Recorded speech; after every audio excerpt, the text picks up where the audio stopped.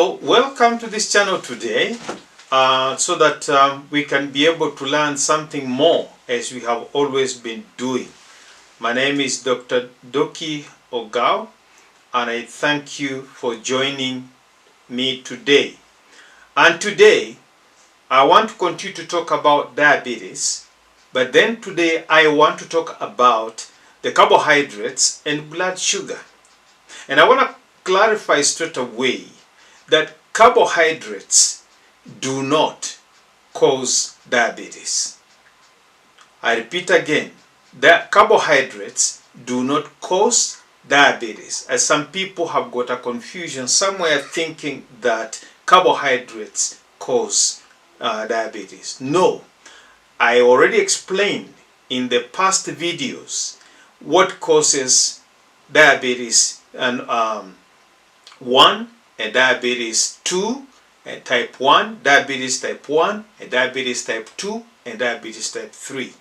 We already explained that, so if you have not heard of that, you need just to go back to those videos and watch, and they will tell you.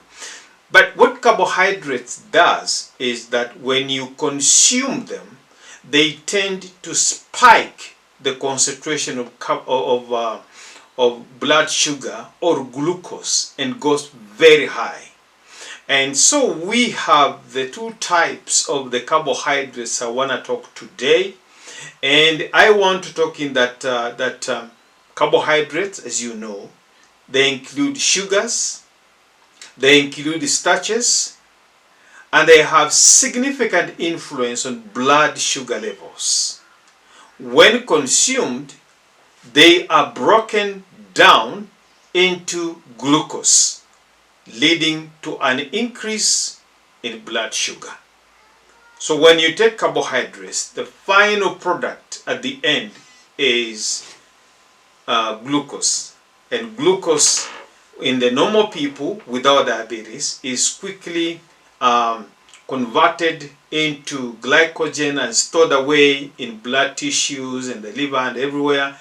But the people with diabetes, because they may be missing type 1, they may be missing that insulin completely from their body, they will have to inject insulin from outside for that to take place. The people type 2, they have insulin, yes, but it may not be enough. And also at the same time, what could happen is that they have what you call insulin resistance. And when that takes place, then you end up, the glucose is not readily converted into glycogen and stored away as glycogen for future use by the body. And so that's the problem. So that's why we tell the diabetes, we have to be careful what we eat, especially when it comes to carbohydrate. There is something which is called glycemic index, GI. And so in the foods that we talk about, like carbohydrates, I am going to be talking about the high glycemic index, which is 70 and above. And then we have the low glycemic index, which are actually between 55 or 56 to 69. That's the medium, or what we call the middle glycemic index foods. And especially I'm going to be concentrating on carbohydrates today. So the high GI foods of carbohydrates that you should be able to avoid when somebody is diabetic is number 1, white bread. And white bread is in the category of what we call the refined carbohydrates. So refined carbohydrates are the food type of food, like if it is maize, the maize has been shifted and the husks removed, and then it is just actually the fine sugar number 1, flour number 1, and that is what we call the refined. Then the other one is white bread. Diabetes should avoid white bread. Diabetes should also avoid cornflakes. We should avoid rice cakes.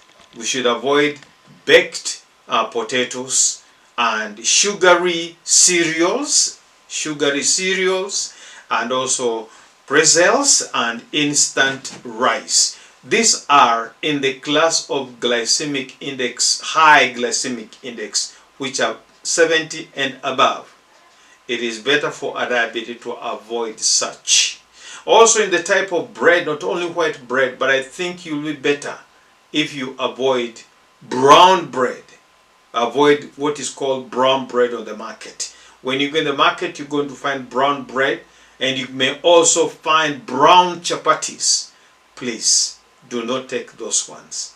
In my future videos, I am going to be experimenting and showing you before I eat maybe white chapati or white bread, and then I take my, before I take it, I take the sugar level, and then after 2 hours I measure again, and you'll see how high it has gone. I have done this experiment, and that's what I'm telling you from what I have experimented about.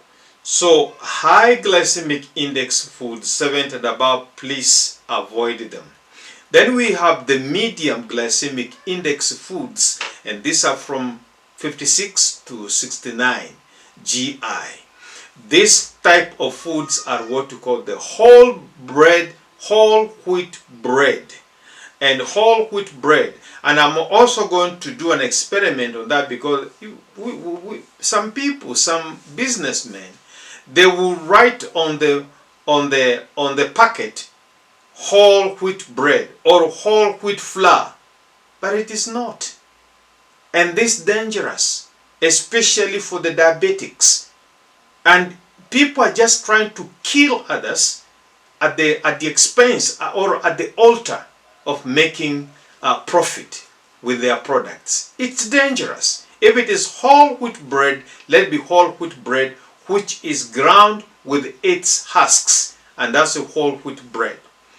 Then also in this category of medium GI foods are oatmeal, basmati rice, we have brown rice, we have sweet potatoes, we have popcorn, and then we have pineapples. These are okay and safe. You can take this as a diabetic, but in small portions.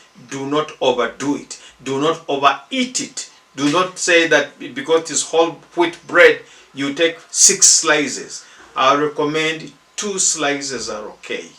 2, because whole wheat bread normally comes big, and because it is big, 2 slices are alright. If you want to add, maybe a third one, but don't go beyond that. Oatmeal, you measure that one up, and also brown rice. In my next recording, I'll show you the plate method of how you can measure this. So the medium GI foods, those are the ones that you can take in good portions, not overeating them. Then we have the low glycemic foods, which are 55 and below. The low glycemic foods are 55 and below. What type of foods are these? These ones are beans, which are kidney, black, lentils, and any type of beans. I can tell you any type of beans is okay for you to take. No problem. Beans are safe. Then we have chicken peas, we have quinoa, we have steel cut oats, we have whole grain pasta, and then we have vegetables, non-starchy vegetables like broccoli, cauliflower, leafy greens like this sukuma wiki, and any type of green vegetables is okay. And that's why in the plate method I'll show you how you can eat much of this. And as a diabetes, you should move away from eating too much of course I'm going to talk about proteins, and I want to assure you that even the greens the green vegetables can be able to give you proteins. And actually beans are very rich in proteins. So you may not say, I'm going to miss proteins, so I have to eat red meat and eat nyama choma too much, and also eat the beef and what have you. No. If you have to eat beef, and I'm going to talk that in the section of proteins. But today, I am concentrating only in carbohydrates so that we can be aware. I am not going to bother you with the EGI calculations. Of course, there's calculations that you can calculate, but I'm not going to bother you with it. Another term that I want to introduce to you here is, apart from glycemic index, we have another term which is called glycemic load. And glycemic load, for example, low glycemic load is between 1 and 10. That's okay. Very, very okay. Foods with glycemic load of 1 to 10 is okay. And then medium is glycemic load between 11 and 19. Slightly okay, but the best one is low glycemic load. And then the high one is what you call the high glycemic load. That is 20 and above. I know most of us people, when we go to the supermarket to buy these things like flour and whatever, we do not bother to read the labels that are on the packages. Please, as a diabetes, take time to read the labels. And most label flours and anything carbohydrates, majority of manufacturers are indicating glycemic index is indicated, and also glycemic load is indicated, and you should read this so that you know what type of food you buy. Okay, so I have indicated to you that the foods with the low glycemic load is good. The food with the medium glycemic load is okay. But the food with high glycemic load is dangerous. You should never go for such kind of foods.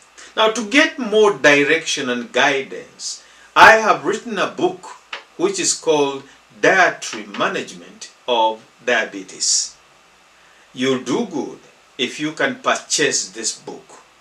I'll give you my contacts at the end in the description area, where you can be able to call me, and that book is available right now, and it's available for diabetes. If you have a sister, you have a brother, you have a mother, you have a relative or a friend that is suffering from diabetes, please get him or her this book.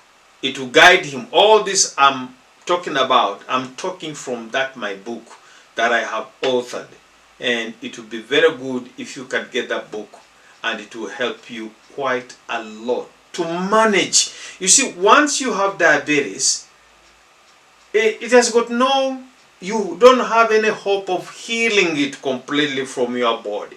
So the idea is management. That's why I'm avoiding the term cure. Of course, we have some people who claim now that there are some herbal medicine that is able to heal diabetes completely. I am going to launch into that and bring you information, proper information on that, because I am also a researcher in medicinal plants, biochemistry and medicinal plants, and therefore I'll be able to give you proper information of what things like many herbs that are being brought about and talked about, that they are able to like moringa. Many people take moringa to bring down the sugar. I'll show you with experiment whether moringa works or not. I'll show you with experiment whether garlic and this many others that are being claimed they heal diabetes, they really heal. So I'll bring you that. I'll measure the blood glucose before, take that and take the medicine or the herbs, and then after 2 hours measure again and be able to determine whether that is able to reduce the sugar concentration in the body. So that's very good. Now, when you are eating this food, we encourage people, like for example, the reason why we encourage people to eat diabetic people to eat vegetables is because vegetables contain what we call dietary fiber. And fiber helps to slow down the absorption of glucose, resulting in a more gradual rise in blood sugar levels. So high fiber foods such as whole grains, fruits, and vegetables can contribute to better blood sugar control. So that's very, very important that you should be able to adopt such kind of foods, and they are good. Let me also come and talk about the proteins, because when you talk about nutrition, we're talking about 5 types of foods. We're talking about carbohydrates, which you need for energy. We're talking about proteins, which you need for body build-up and repair. We're talking about fats, and fats provide heat for the body. And we talk about vitamins and also minerals. And vitamins and minerals are normally found in the fruits and some other green vegetables. So you need to be having that kind of balanced diet when you are eating. And you eat selective foods. Be very selective. Even when you are diabetic, you go to a restaurant, be very discriminative. Don't just eat anything which is there. Or you go to a party, find out what type of foods is on the plate. Eat what is only good for you. For example, you are in a party and they bring you rice with beef and with waru is in there, the potatoes, the French potatoes, they are there and everything. Please tell them to give you just the proteins and maybe something like the vegetables, and that will be okay for you. So don't just grab everything and eat like that.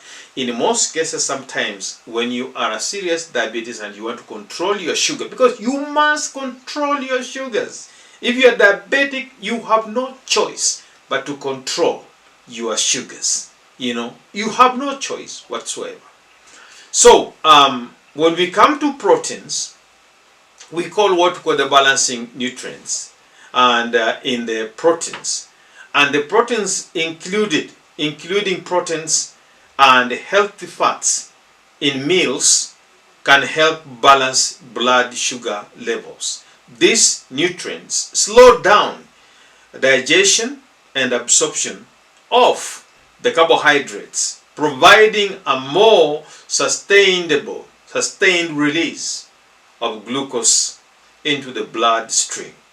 So you need to be able to eat some proteins. And some proteins which I want to warn you about is that you should be able to avoid proteins like the red meat.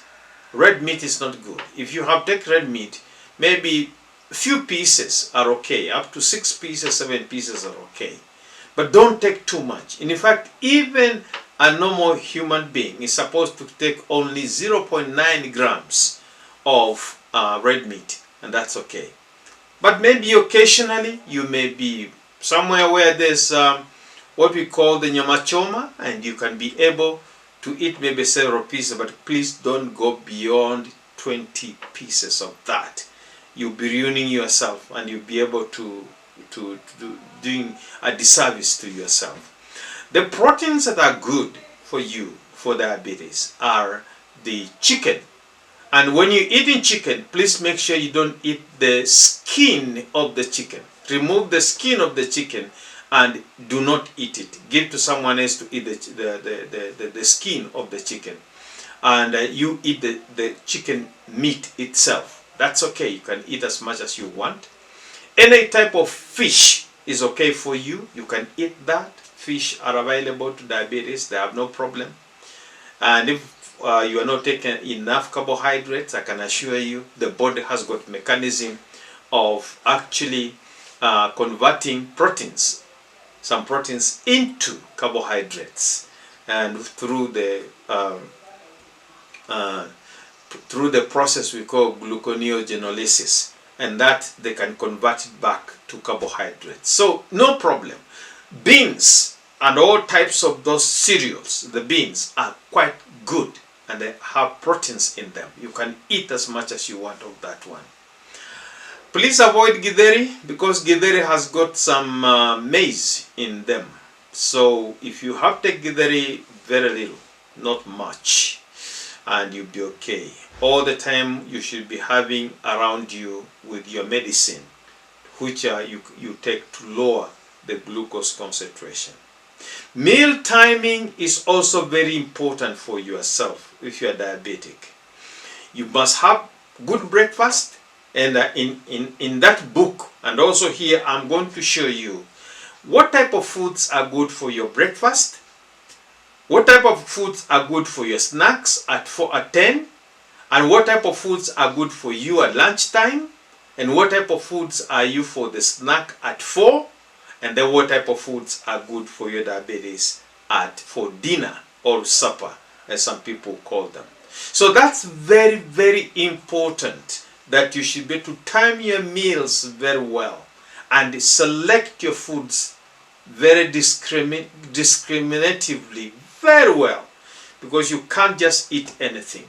You must only eat that which is beneficial to you, and what you know it will not raise your glucose concentration in the blood, and that's very, very important.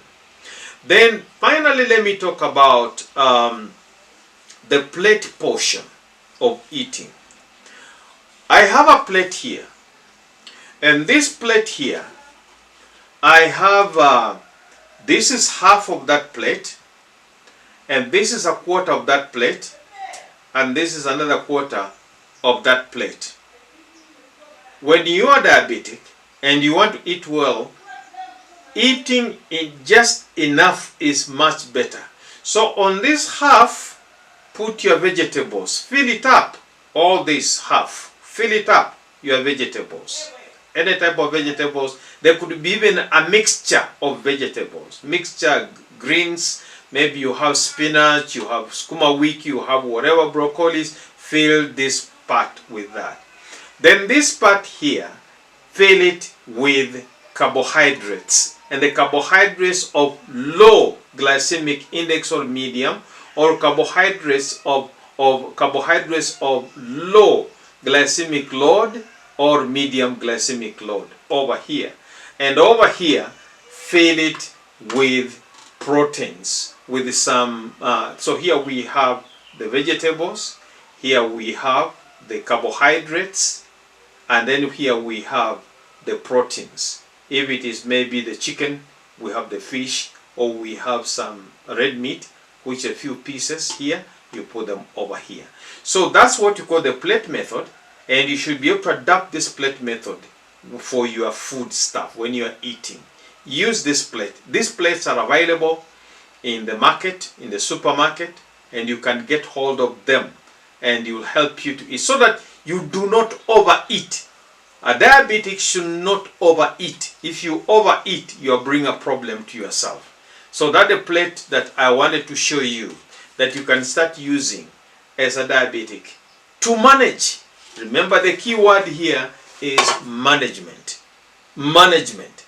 In the future, I'll talk to you about some other herbs and also medicinal plants that can help to lower your blood glucose in the future videos. But for now, I just want to bring that to you so that you should be able to control and manage your food eating.